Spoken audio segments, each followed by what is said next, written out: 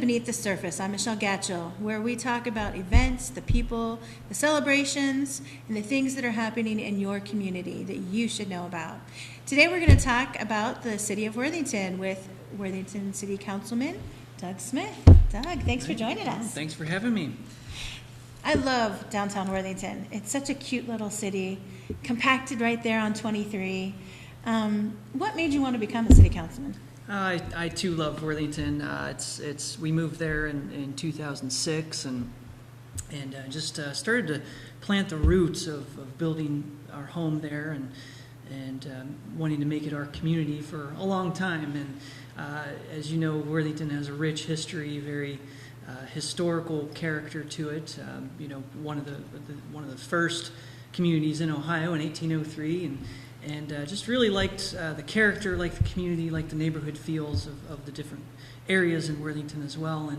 And so I grew up in a rural community in Northwest Ohio, and my dad was a prosecutor there for the county, and my mom was a guidance counselor for a school district. So they ingrained in me a very strong sense of community service through volunteering and community service activities, as well as public service as a good way to give back to the community. So I know a lot of folks in politics and government, they say they want to give back, but I really want to put my money where my mouth is and spend a lot of time and devote my energies to I really do think that you can make good policies that can make lives for everybody a little bit better. So I think I've done that to some degree, and I'd like to keep on doing it. Nice.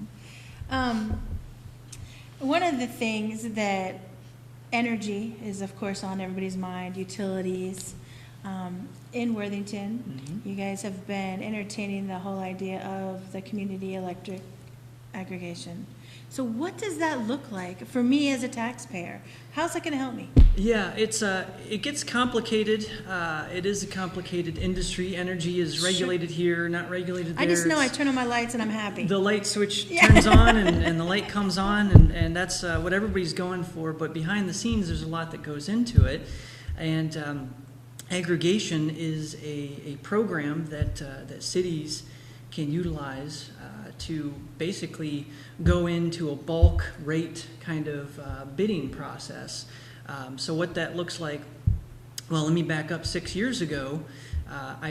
When I first was elected to council, I brought this up as a potential program that we could save residents money on their electric bills mm-hmm. if we go through an electric aggregation program. Well, it was, like I said, a little complicated, and folks at the city staff level and other council folks, they had a hard time understanding what the concept was and what the program was. Well, now years later, it's been kind of proven out, if you will, to work and mm-hmm. be beneficial. And also the big added bonus of now we can offer renewable energy as part of the aggregation program. In fact, in this program, what I'm promoting is 100% renewable energy for aggregation, which does exist, and we would be one of the first in Ohio to do that. So pretty excited. The two big things that are message points that I'd like to get across to the public is if you're a resident in Worthington, at the end of the day, you had to have your light come on. One, you'll be paying cheaper electric bills, which like that. Everybody loves that. There's no loss there. Mm-hmm. You're paying cheaper bills, and it's not going to be a ton of money savings, but we're thinking an average household in Worthington is going to save about $150 a year on their electric bill. So that's nice. If you have a bigger house, somewhere else. Yeah, you can put that somewhere else, $10 a month or so. Mm-hmm. If your house is bigger, you're going to save more. If you use a lot more energy than your average person, you're going to save more. But at the same time, we wanted to package this program in a way that not only saved the residents money, but also was good for the environment. So when we heard about this renewable energy program, we jumped on it. And a fellow council member and I, we started working out a plan to make this a priority for the city so that the 6,500 houses in the city of Worthington can receive renewable energy 100% and save some money, by the way. So renewable energy, I mean, literally, the whole word of it is that it's recycled, right? Mm-hmm. That's right. So in this context, it would be a market-based product. So, and then I'll walk you through the process a little bit to get a little better understanding of it. But the product that we're looking for is to have energy companies bid to the city of Worthington for our 6,500 houses, residential houses, on a combination of wind and solar energy. And that wind and solar energy can come from Ohio. In fact, we're hoping that it will, if not all, most of it will come from Ohio, wind farms and solar farms. But it can also come from elsewhere. It can come from Oklahoma. It can come from Colorado. It can come from the Southwest for solar farms. But I always think of energy as kind of like a pool of water, and energy sits in that pool, and somebody somewhere in an energy company presses a button, and that pool of energy goes into our households in Worthington. So it is a direct kind of energy usage, and we're supporting an industry that is a good thing to do. Yeah. So my bills are going to be cheaper. We're going to have cool little fans flying around, getting my energy. That's right. The wind turbines. Yes. Yeah, that's right. I've only seen one giant one up off of 23. We drive by it, and we saw them building it, and it's pretty cool to see. I'm just going to say. And if you ever get a chance to do a road trip in western Ohio, northwestern Ohio, up in Paulding County, Van Wert area, up towards Bowling Green, I mean, those windmill farms are up, and they're operational, and they're producing a lot of energy. Yeah. So those are some of the types of farms we're hoping to tap into based on the market and whatever product they propose to us. Great. So you're taking bids now? So it's going to be a long process. The state regulates how cities can do an aggregation program, and it starts with the voters. So in the November election, we will hopefully, if everything goes as planned, have on the ballot an initiative to let the voters decide whether or not they want the city to engage in a bid competition for a renewable energy product. So what that means right now in the springtime is we're doing a lot of education.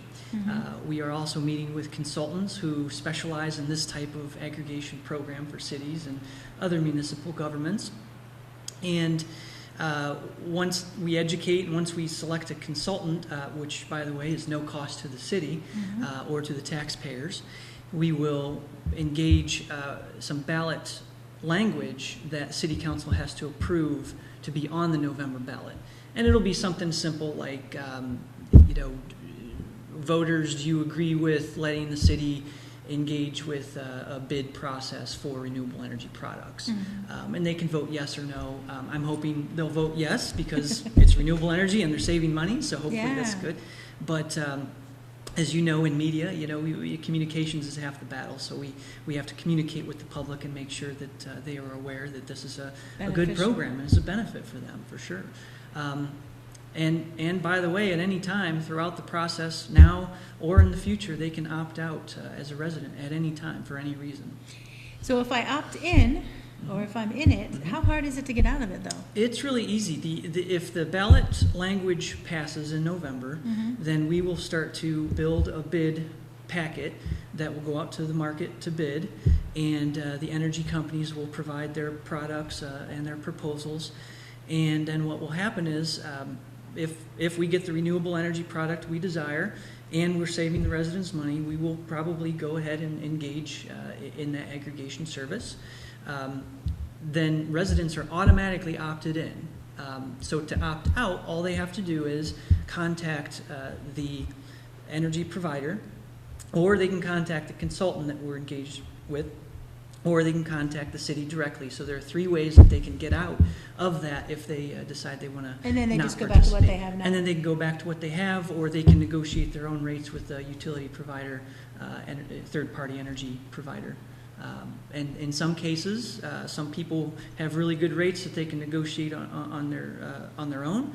And if that's the case, then they're welcome to do that and opt out of our program.